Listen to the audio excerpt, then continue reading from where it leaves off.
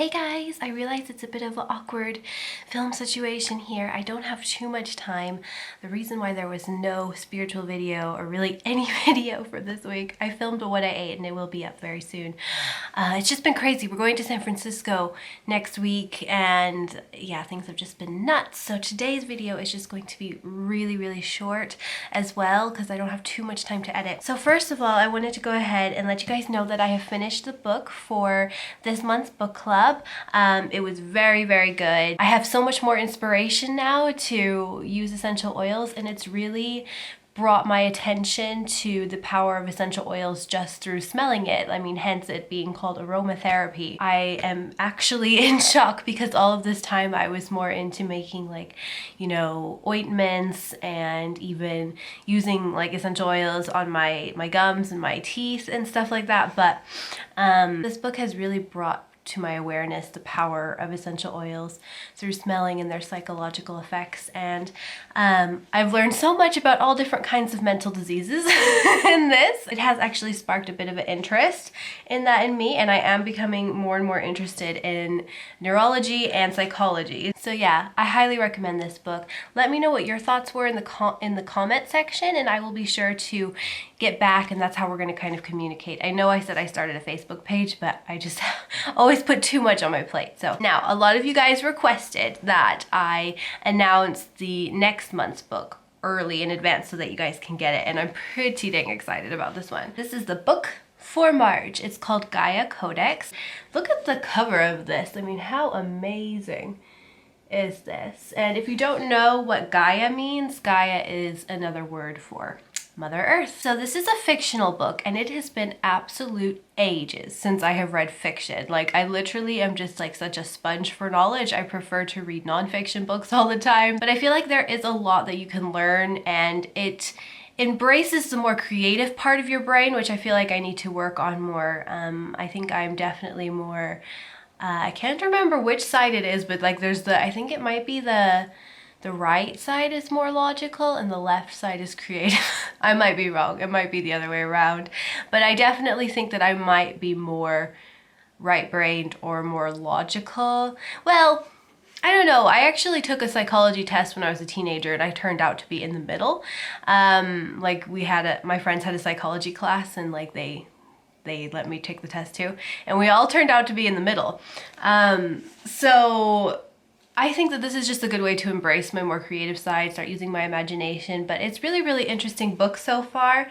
It's about a girl who lives with very alternative parents, and Mother Earth seems on the verge of collapsing, and societies appear on the verge of collapsing so far. I'm only 20 pages into the book, but I tell you, it's quite a page turner, and her mother is a very interesting, strong woman character, and she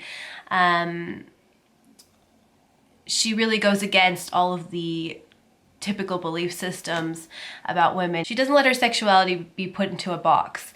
And she, so far, has been really teaching this to her daughter, sort of brings her daughter into becoming a woman in a very excited and blessed way. Like, she really makes her daughter feel like she's becoming something, like, 'cause so far the book has basically gone from when she was a baby, like she's even talking as a baby, to her being 14 just right before puberty starts. So well, for some people like me, 9 years old is when puberty starts, but for most people it's 13, 14. Yeah, there's already been a relatively tragic event, which I won't give away.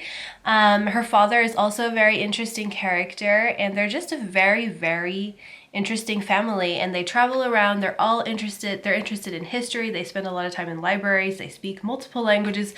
They are just like crazy intelligent, also quite magical family in a way. Like, they have abilities to look at an object, touch an object from history, and know what that object, and see what that object has been through, if that makes any sense. I'm so bad at explaining things, I'm sorry.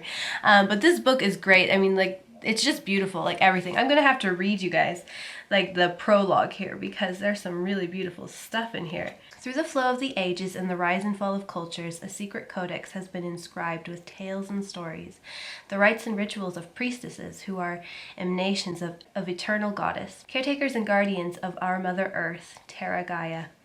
In India, China, and ancient Sumer, in ancient Greece, and Egypt, and the Serengeti, and the Amazon, and in the Celtic wilds, there flows a timeless tradition amongst those who have walked the earth, who revere and remember the circle of life, passed from grandmother to mother, daughter to sister, and aunt to niece, held safe in the hearts of sisters who have incarnated. This text is not written on pages or papers.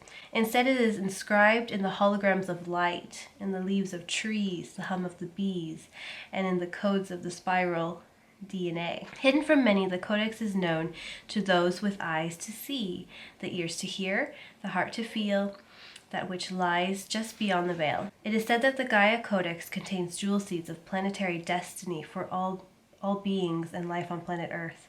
These women, the priestesses of Astera, have sheltered and protected the Codex, and when necessary, kept it hidden and ready for those moments of extraordinary crisis and transformation, when it will be needed once more for the nourishment and regeneration of humankind. So yeah, it's just beautiful, like the way everything is written, and it's just like a really cool fantasy, but there's a lot of modern sort of twists that make you feel like you're reading something quite relevant. And I think that we're all kind of in this phase where we're like, we are destroying the earth, so this is quite an interesting read at this point in time. It also brings awareness to the fact, sorry, I'm just getting the tarot cards ready from Magic of Flowers deck.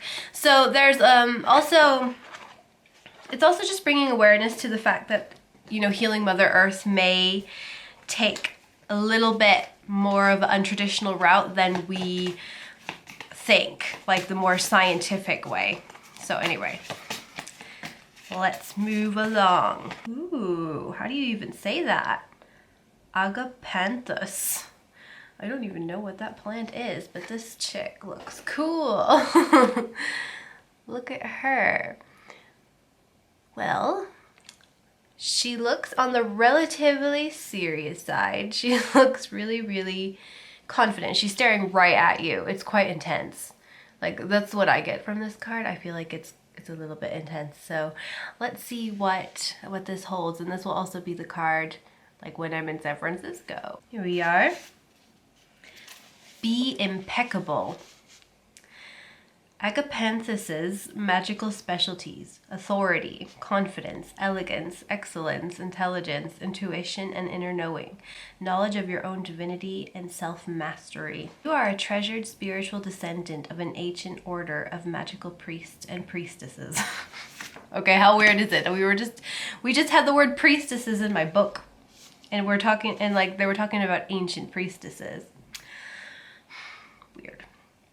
Your presence on Earth at this time is not an accident, and the issue you're asking about directly relates to the spiritual responsibilities and learning opportunities that your soul chose to take on before being born into your present form. As such, the highest honor and most impeccable conduct is required of you now. Let excellence in word, thought, and deed be your guiding star. While this might not always seem easy in considering the short term, when considering the long term is the only path worth following, as it will reap rewards on all levels and in all directions of time. The following ideas and messages may apply to you. So here are some affirmations. Do your best. Tell your truth. Do what you believe is right. Consult your inner wellspring of wisdom. Act with honor and courage. Behave with professionalism. Take your time to do it right. It's an important one for me.